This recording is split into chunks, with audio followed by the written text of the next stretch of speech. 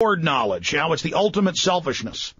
Yeah, knowledge is something that sets people free, because the more you know, the more potential you have to control your own life, to understand your own world, to understand your own reality.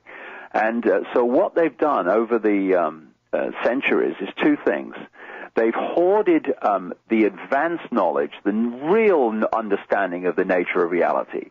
Like, for instance, at the so-called cutting edge of science, I'm banging this table now, and it seems solid. But, quantum physicists know that that table's made of atoms. Atoms have no solidity, and therefore it can't actually be solid. So why does it appear to be solid? Why do we experience it as solid? Now, and it's a mystery, but at the top levels of this secret society web, this knowledge of reality and how we are influenced by it, and how we influence it, is known. And if you have that knowledge... Well, we're at a molecular level that resonates with that table. Yeah, exactly. We're within its frequency range, but we're decoding it. We live, the more I understand about this, Alex, our brain sits in the fourth dimension, which the scientific equations show. Our thoughts are more than even four-dimensional. Yeah, we live in what I call the holographic internet. I'm sitting in a room now, and this hotel has the wireless internet.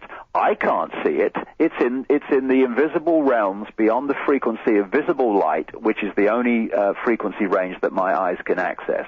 However, if I put my computer on, out of nowhere, out of the ether, I can bring that internet into reality on the screen as pictures, as graphics, as text, as websites. And if you say to someone, tell me about the internet, all they'll say it's websites and it's on a screen and all that. Yeah, but the only place the internet exists in that form is on the computer screen. Everywhere else, it's electronic circuits and on-off electrical pulses. People say, tell me about television. Oh, it's programs and moving pictures on a screen. Hold on a second.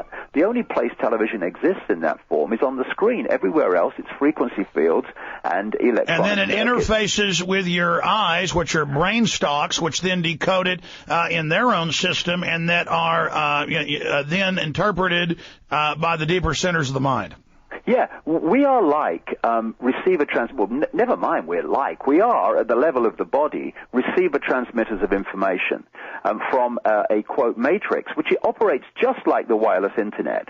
And we are decoding it through the mind, through the various parts of the brain, into a holographic, non-physical, but so very much experiences like that, world, which doesn't actually exist outside of ourselves, although it seems to be like that. It exists in our own minds. As it's quite rightly said, we don't see with our eyes, we see with our brain, because that's what decodes the information. And the top admin, we think we're experiencing. And the top admin let us in on this when they say perception is reality.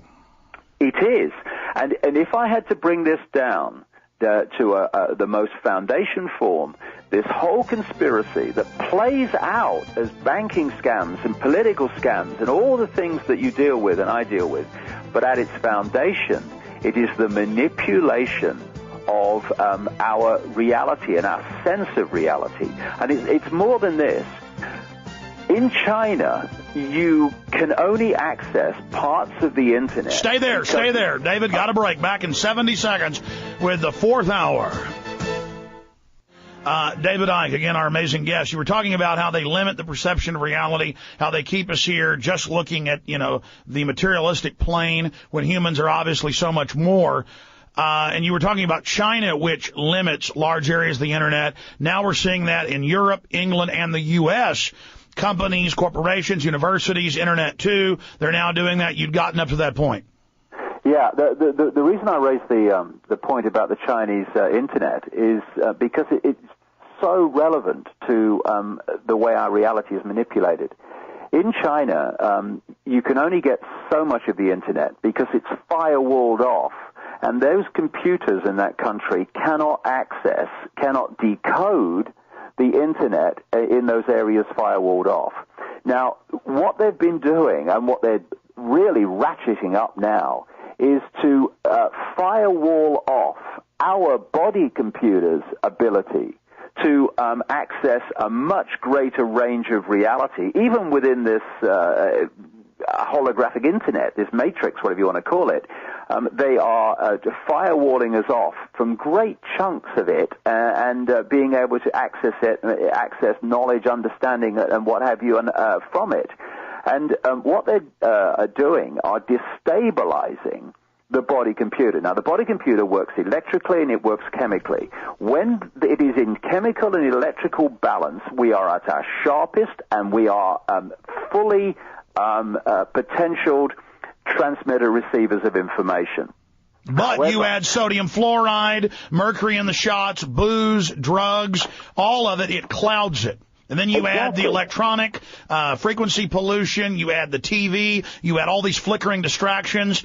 I mean, they admit, first time you watch TV, 45 minutes, then you're mesmerized, dream level, and then the next time it's 10 minutes, next time's 30 seconds. People are literally mesmerized. Go ahead.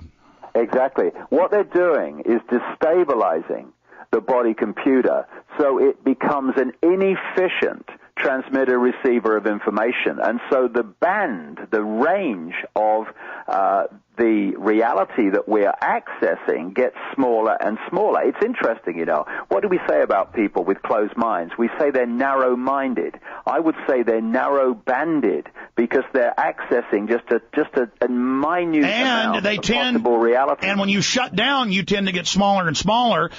When you open up, your bandwidth tends to get bigger and bigger. Here are the studies. They'll have an 85-year-old, 97-year-old in one case. I've seen the autopsy reports and studies. My dad years ago showed these to me. Some composer who was speaking 5 languages, totally happy till the day they died. They cut open their brain cap, tiny brain, but they were a genius.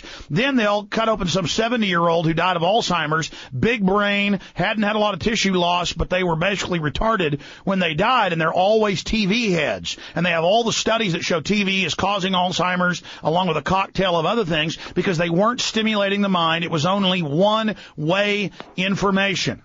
Yeah, I mean, you know, as the saying goes, Alex, size is not everything, and it's certainly not that with the brain. It's how efficient it is, how sharp it is, how its electrical and chemical systems are working. And the more you stimulate it, the more you stimulate and hone and sharpen those systems.